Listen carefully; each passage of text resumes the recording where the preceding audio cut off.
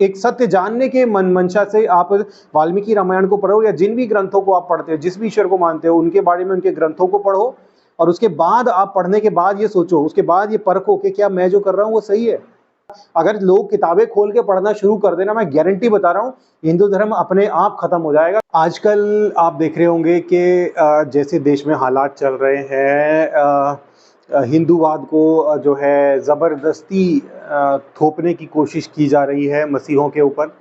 आए दिन ऐसी वीडियोस आती रहती हैं जहाँ पर के ये लोग जो सो कॉल्ड हिंदूवादी हैं, ये जो लोग शांति से प्रार्थना कर रहे हैं, संगति कर रहे हैं, उनके पास जाकर उनकी तोड़फोड़ करते हैं और राम राम के नारे लगाते हैं और ऐसा करके सोचते हैं कि ये अपने ईश्वर के जो भी उनके आराध्य हैं राम, उनकी जो है प्रजा, उनके साम्राज्य को बढ़ा रहे हैं या उनका वर्चस्व बढ़ा रहे हैं। ऐसा करके वो कुछ मदद कर रहे हैं राम की या राम राज्य को लाने की।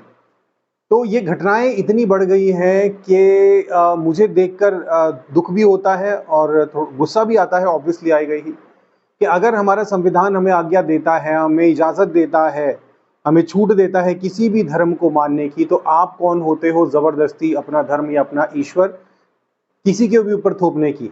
मैं कहता हूँ मैंने पूरा रामायण पढ़ी है, मैंने राम को अच्छे से जाना है, समझा है, और राम बिल्कुल भी सत्य नहीं है, काल्पनिक ईश्वर है। रामायण जो है वो काल्पनिक है और ये काल्पनिक किताब है, काल्पनिक ईश्वर है। कोई भी घटना ले लो और आज मैं इस बात को साबित करूंगा। मुझे ये करने का शौक नहीं है, ना ही मुझे पसंद है ये सब करना, लेकिन जब आप लोग शांति से प्रार्थना करने वाले लोगों के ऊपर इस तरीके से अत्याचार करोगे तो जवाब तो देना ही पड़ेगा।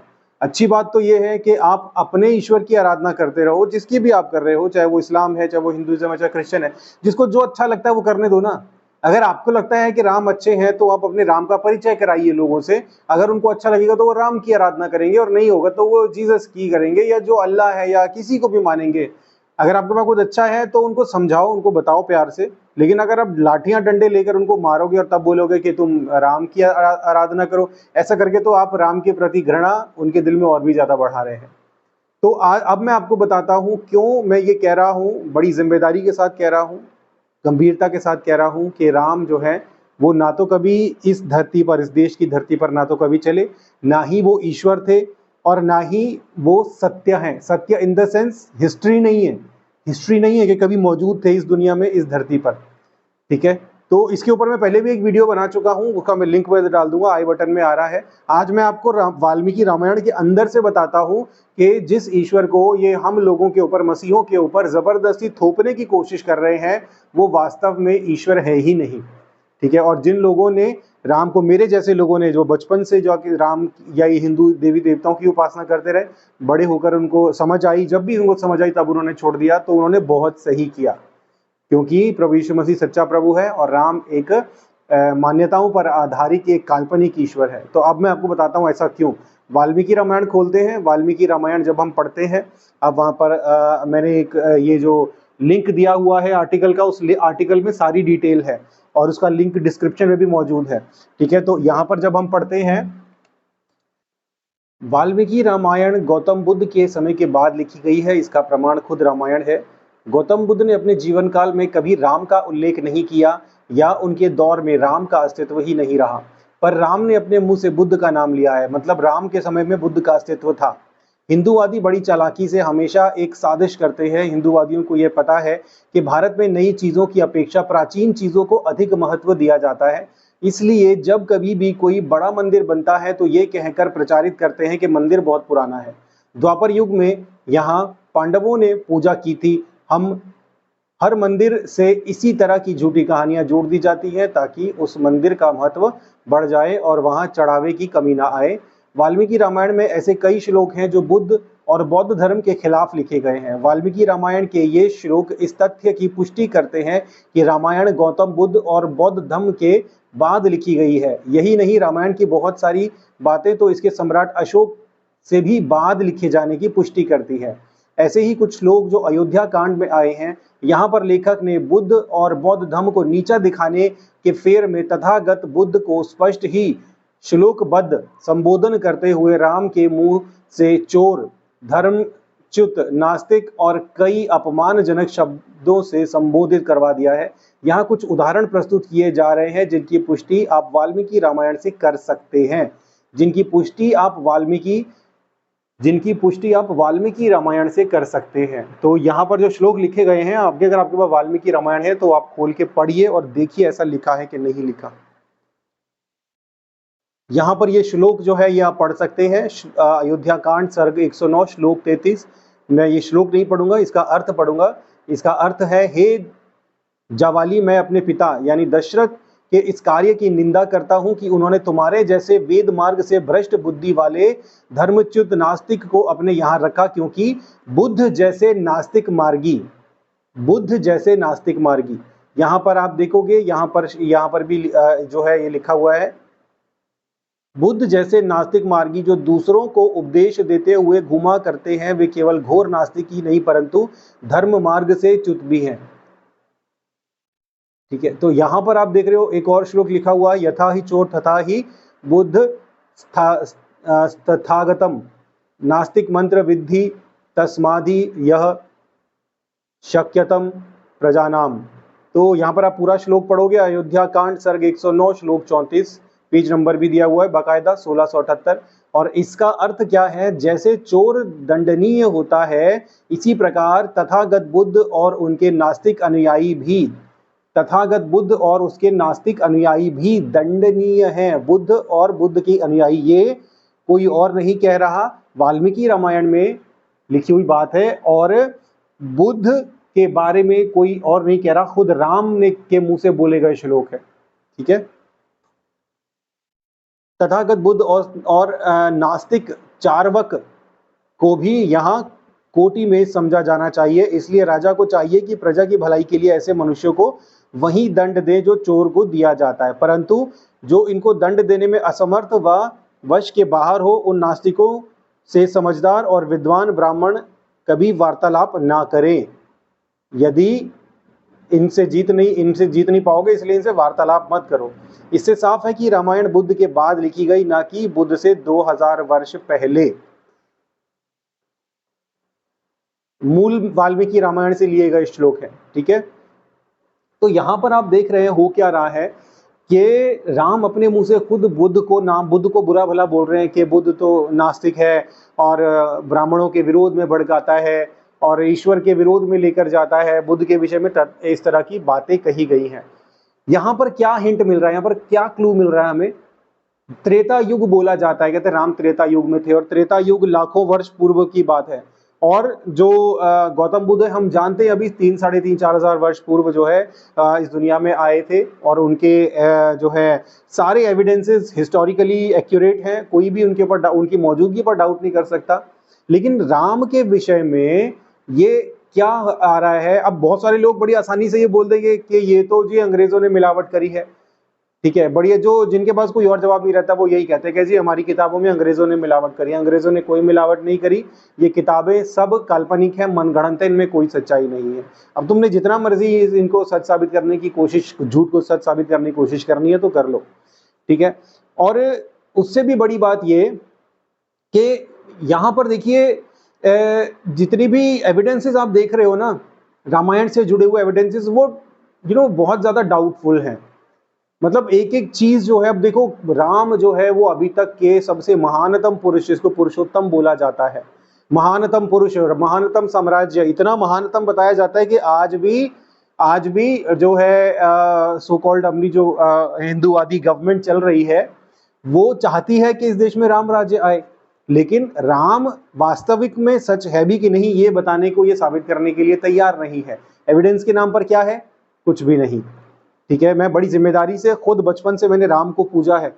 मैंने जब सत्य को जाना तब जाके मैंने छोड़ा, और जब मैंने प्रभु यीशु मसीह को जाना, प्रभु यीशु मसीह ही सच्चा मार्ग है, तब मैंने प्रभु यीशु मसीह को, पूरी रिसर्च के बाद मैंने प्रभु यीशु मसीह को अपना जीवन दिया है।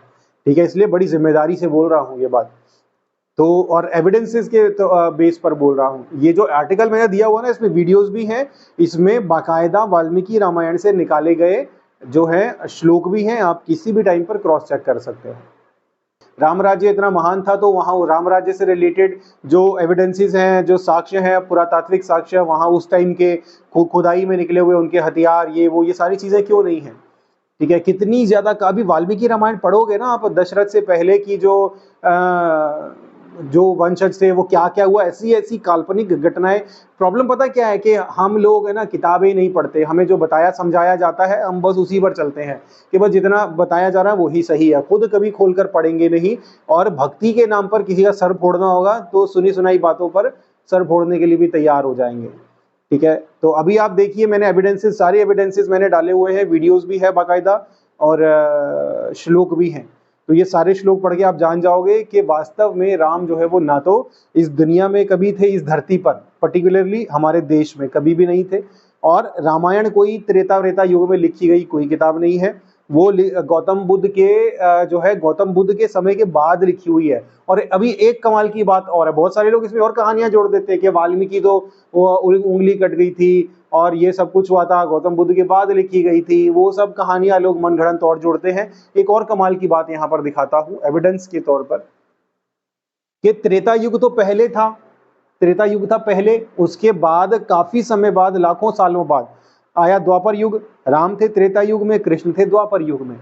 अब राम जो है वो पहले थे, बाद में आए कृष्ण। तो क्या राम जो है जब जिक्र करेंगे तो क्या कृष्ण का जिक्र आएगा? राम और कृष्ण कभी समानांतर हो सकते हैं? समानांतर नहीं हो सकते। और अगर समानांतर हैं तो युग परिवर्तन वाली बात झूठी है कि ये युग इतने वर्ष का है, इतने युग में इतने वर्ष बीतते हैं, फिर ये होता है। युग परिवर्तन वाली बात भी झूठी हो जाएगी और पुनर्जन्म की बात भी झूठी हो जाएगी, और आत्माओं का जो भी बोला जाता है हिंदू धर्म में बताया जाता है वो वाली बात भी झूठी हो जाएगी। ठीक है, अगर कृष्ण और राम समानांतर हैं तो युग की बात झूठी है, और अगर युग की बात को अगर आप कहते हो सच है तो राम और कृष्ण दोनों ही काल्पनिक है। ठीक है, ये कैसे, ये मैं बताता हूं। यहाँ पर एक श्लोक यहाँ पर लिखा हुआ है, ये श्लोक आप स्क्रीन में देख रहे होंगे। तो यहाँ श्लोक का अर्थ क्या है, श्लोक आप पढ़ लेना। इसका अर्थ है आप ही ये सब जो लिखा हुआ है जिसपे जो हाईलाइट हो रहा है, आप किसी से पराजित नहीं होते, आप नंदक नामक खड्ग धारण करने वाले विष्णु और महाबली कृष्ण हैं। ये तो रहा एक। अब दूसरा श्लोक भी पढ़ लो, ये दूसरा श्लोक आपको स्क्रीन पर दिख रहा है। आपने अत्यंत दारुण दैत्यराज बलि को बांध कर इंद्र में तीनों लोगों का राजा बनाया। सीता साक्षात लक्ष्मी है और आप भगवान विष्णु है, आप ही सच्चिदानंद स्वरूप भगवान श्री कृष्ण एवं प्रजापति हैं। ठीक है, तो ये वाले जो श्लोक है ना, ये आप जाके क्रॉस चेक कर सकते हो। ये तो बहुत थोड़ी सी एविडेंसेस हैं, इतने सारे एविडेंसेस भरी पड़ी हैं। मुझे पता है इसके बाद भी आप लोग पढ़ोगे नहीं, इसके बाद भी जो सो कॉल्ड अंधभक्त है ना, जो आजकल गोबर के ऊपर जिनका पूरा जोर है, तो एक मंत्री तो बाकायदा गोबर खाने की पैरवी कर रहा है, कह रहे गोबर से कैंसर ठीक होता है और पता नहीं क्या क्या होता है। और एक और डॉक्टर का वीडियो आपने देखा होगा, वो तो बाकायदा गोबर खा रहा है गोबर। तो लोगों के दिमाग, इस कदर लोगों के दिमाग पर जो है वो अंधभक्ति हावी है कि वो एविडेंस नहीं चेक करते, किताब खोलकर कभी पढ़ेंगे नहीं। अगर वहां पर गोबर खाने की बात भी बोली लिखी होगी ना, तो अंधभक्ति इतनी हावी है कि गोबर भी खाएंगे और मूत्र भी पिएंगे, इस कदर हावी है। तो आप देख रहे हो कि कितनी सारी गड़बड़ियां हैं। इसके अलावा अगर आप एडम्स ब्रिज, जिसको एडम्स ब्रिज नासा कहता है, अभी पिछले कुछ समय में झूठी खबर चलाई थी कि नासा ने मान लिया है कि वो मानव निर्मित है। नासा ने ऐसा कुछ नहीं माना था। नासा ने बाकायदा प्रेस रिलीज निकाल के ये बात जो है, इस बात को सत्यापित किया कि हमने ऐसा कुछ नहीं बोला, ये लोग अपनी तरफ से मनगढ़ंत बना रहे हैं। ठीक है, श्रीलंका जबरदस्ती श्रीलंका बना। श्रीलंका तो उसका नाम अभी कुछ दशकों पहले रखा गया, उससे पहले उसका नाम सिलोन था, है ना। तो ये सारे जितने सारे एविडेंसेस हैं, ये सिर्फ कुछ एविडेंसेस बता रहा हूं मैं। वीडियोस भी देख लेना, आर्टिकल भी पढ़ लेना, जो मैंने लिंक दिया हुआ है, इनको पढ़ोगे आप जान जाओगे कि जो जबरदस्ती जो ईश्वर आपके ऊपर थोपने की कोशिश की जा रही है ना, वो ईश्वर वास्तव में काल्पनिक है। ठीक है, और कोई भी इंसान भक्ति क्यों करता है? भक्ति करता है ईश्वर की प्राप्ति के लिए या मोक्ष की प्राप्ति के लिए। अब सोचिए, अगर आप एक ऐसे ईश्वर की उपासना कर रहे हो जो ईश्वर है ही नहीं, जो सत्य है ही नहीं, जो काल्पनिक है, इंसानों के द्वारा बनाया गया है, कुछ कहानियां यहाँ से ली, कुछ कहानियां वहां से ली, और वो कहानियां ले लू के यहाँ से कुछ थोड़ा सा अपना दिमाग उसमें लगाया और उसके बाद एक ईश्वर तैयार कर दिया। ठीक है ना। आज अंधभक्त बनाए जाने की जरूरत क्यों है? राम भक्त जो है ना, आप देखोगे वो अंधभक्त है। अंधभक्त बनाए जाने की जरूरत क्यों है? ताकि लोग सवाल ना उठाएं, लोग सवाल ना उठाएं और किताबें खोलकर पढ़े नहीं। अंधभक्तों की खासियत पता क्या है? वो जांच परख नहीं करते, उनको बस अपनी भक्ति के विषय में जो भी बोला जाएगा वो करेंगे। अगर आप उनके भक्ति या उनके इष्ट पर उनको खतरा दिखाई देगा तो मरने मारने पर भी उतारू हो जाएंगे। अंधभक्ति के अंदर ये बात रहती है और ऐसा ही हो भी रहा है ना। जितने भी लोग राम की उपासना करवाते हैं, राम के विषय में भड़काते हैं, वो कभी ये नहीं कहते कि वाल्मीकि रामायण खोलो, खोलकर पढ़ो, क्रॉस चेक करो। हम कहते हैं, हम जो लोग जो प्रभु यीशु मसीह के प्रचारक हैं, हम कहते हैं हमारी बात सीधी ऐसे एज इट इज कभी मत मानना। बाइबल खोल के पढ़ो और देखो उसमें लिखा है कि नहीं लिखा, और अगर बाइबल में लिखा है तो ही हमारी बात मानना, अदरवाइज मत मानना। हम इस बात को बड़े गर्व से और बड़ी जिम्मेदारी के साथ कह सकते हैं, क्योंकि हमें पता है कि हमारी बाइबल जो है वो 100% सच्ची है, प्योर है, खरी है। उसकी शिक्षाएं मानव जाति को सही रास्ता दिखाती हैं। लेकिन ये लोग ऐसा नहीं कह सकते, क्योंकि ये लोगों को चाहिए कि वो सिर्फ उनके मुंह की बातें सुने, कि वो अच्छी अच्छी बातें तोड़ मरोड़ कर पेश करें। अगर आम जनता, जनसाधारण अगर इन किताबों को, वाल्मीकि रामायण, ये सारी चीजें, तुलसीदास की रामायण और गीता, इन सब चीजों को खोल के पढ़ने लग जाएगा ना, तो उसकी आंखें खुल जाएंगी। वो बोलेगा यार वाकई इसमें कितनी काल्पनिक बातें लिखी हुई हैं, महाभारत में कितनी काल्पनिक बातें लिखी है, तो सच तो हो ही नहीं सकता। अगर लोग किताबें खोल के पढ़ना शुरू कर देना, मैं गारंटी बता रहा हूँ, हिंदू धर्म अपने आप खत्म हो जाएगा। क्योंकि लोगों, जैसे मेरे साथ यही तो हुआ। जब मैंने किताबें खोलकर पढ़ी, मैंने बोला भैया ये तो सच नहीं हो सकता, ये महाकाल्पनिक बातें हैं। मतलब एक पढ़ा लिखा इंसान तो कम से कम विज्ञान की कसौटी पर तोलता ही है ना चीजों को। तो जो भी पढ़ा लिखा इंसान है वो विज्ञान की कसौटी पर, सत्य की कसौटी पर इन सब चीजों को तोलेगा, परखेगा, वो जानेगा कि सब काल्पनिक है। वही मैंने किया, वही जितने भी मसीह लोग जो प्रभु यीशु मसीह में आए हैं हिंदू धर्म से, उन सब ने भी वही किया। उन्होंने जान लिया और उन्होंने असत्य को छोड़कर, मिथ्या को छोड़कर, काल्पनिक बातों को छोड़कर सत्य को अपनाया, जो कि प्रभु यीशु मसीह है। यीशु मसीह ने कहा मार्ग, सत्य और जीवन मैं हूं, बिना मेरे कोई पिता तक नहीं पहुंच सकता।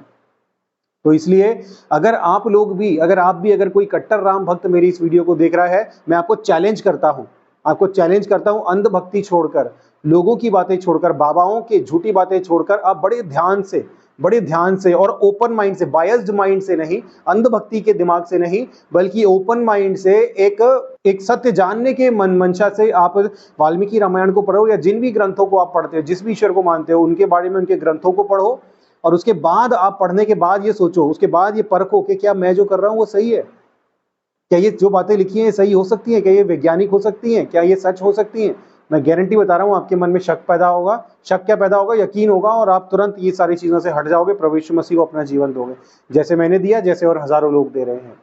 तो मेरी सलाह को मानिए, आर्टिकल पढ़िए, सत्य को जानिए, और सत्य आपको आजाद करेगा। God bless you.